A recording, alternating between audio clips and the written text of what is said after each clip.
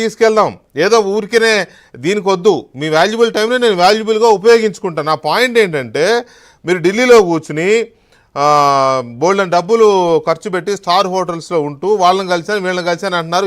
Turkey దాకా వెళ్ళి వచ్చారేమో, లేకపోతే ఇంకెవరెవరో కలిసారేమో, నేను కాదనట్లా.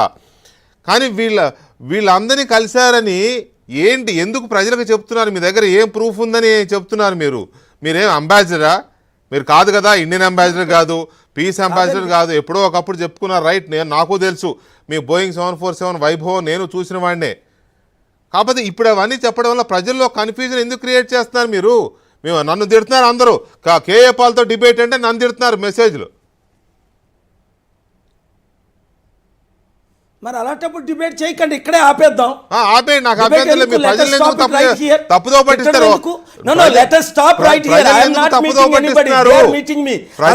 చూసుకోండి మీరు ప్రజల్ని తప్పుదో పట్టిస్తున్నారు. బర్నీ శాండర్స్ ఎవరు?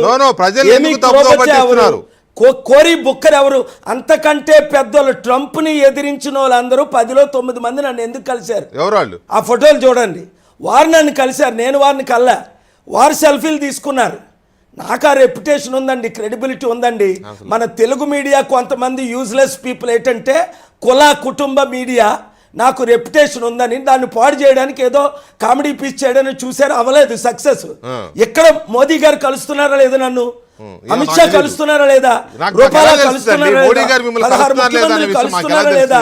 ఎందుకు కలుస్తున్నారు? కాదు, ఇక్కడ ఎందుకు కలుస్తున్నారు? ప్రపంచమంతా ఎందుకు కలుస్తున్నారు?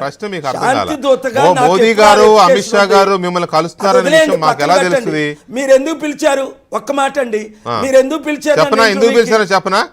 మెసేజ్ ఉందనే కదా పిలిచారు. మెసేజ్ ఉందని కాదు పిలిచింది. ఒక్క మాట వినండి. మీరు ఎందుకు పిలిచారని అడిగారు కదా, నేను పిలవడానికి ఒక పర్పస్ ఉంది. వెంకటకృష్ణ గారు పర్పస్ ఉంది. నేను ఖాళీగా ఉన్నానని పాల్ గారు పిలిచి ఇన్సల్ట్ చేస్తే మూర్తిని బ్యాన్ చేశారు. ఇంటర్వ్యూ ఇవ్వను. కేఏ పాల్ గారు 1995 నుంచి మన ఈ రోజు వచ్చింది ఏఎన్ఐ, పిటిఐ. ఒక మాట వినండి సార్ దయచేసి, ఏబీసీలు అండి. దయచేసి నా మాట కూడా వినండి, నా మాట కూడా వినండి. 1995 నుంచి ఛానల్ మీద ఉన్న గౌరవంతో మీకు ఇంటర్వ్యూ ఇస్తున్నాను. మీరంటే గౌరవం ఉండబట్టే నేను కూడా మిమ్మల్ని అడిగాను ఇవాళ.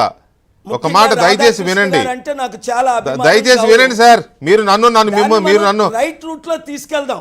వినండి ఒక మాట వినండి. ఫస్ట్ నా మాట వినండి. ఒక మాట నేను ఒక మాట చెప్పాలనుకుంటున్నా, వినండి. ఒక మాట వినండి, ఫస్ట్ నా మాట వినండి ప్లీజ్. మోదీ గారితో first listen to me first. ఒక మాట వినండి, ఒక మాట వినండి. 1995 నుంచి మీరేంటో నాకు తెలుసు.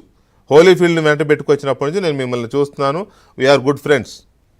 కాకపోతే ఇవాళ నేను మిమ్మల్ని పిలవడానికి గల పర్పస్ ఏంటంటే, ఒకవైపు అక్కడి నుంచి ట్రంప్ ఏదేదో మాట్లాడుతూ ఉన్నాడు, రోజుకో మాట మాట్లాడుతూ ఉన్నాడు. మీరు ఇక్కడ ప్రెస్ మీట్లు పెట్టి నేనే మాట్లాడాను, నేనే చేశాను అంతా అని చెప్తున్నారు. నేను ఎక్కడ హట్ అవుతున్నానంటే, నేను హట్ అవ్వడం అంటే మొత్తం ఇండియా అంతా హట్ అవుతుంది. ఇండియా పీపుల్ అంతా ఎక్కడ హట్ అవుతున్నారంటే, అరే చనిపోయిన వాళ్ళు మన వాళ్ళు. పహల్గామ్లో సైన్యం పోరాడింది, వ్యూహరచన చేసిందంతా ప్రభుత్వం. ఇంత కష్టపడి ఈ పెయిన్ అంతా చేసుకుంటుంటే వీళ్ళేంటి మేం చేసాం అని వీళ్ళు మాట్లాడుతున్నారు. ఏంటి అసలు వీళ్ళ పర్పస్ ఏంటి, వీళ్ళ ఉద్దేశం ఏంటి అనే చర్చ జరుగుతుంది. కాబట్టి నేను మిమ్మల్ని పిలిచా. అదేంటో క్లియర్గా చెప్పండి, ఎందుకు చేస్తున్నారు, ఏంటి మీరు చేసింది ఏంటి, ట్రంప్ ఎందుకు అలా చేస్తున్నాడు అనేది ఒక స్మాల్ బ్రేక్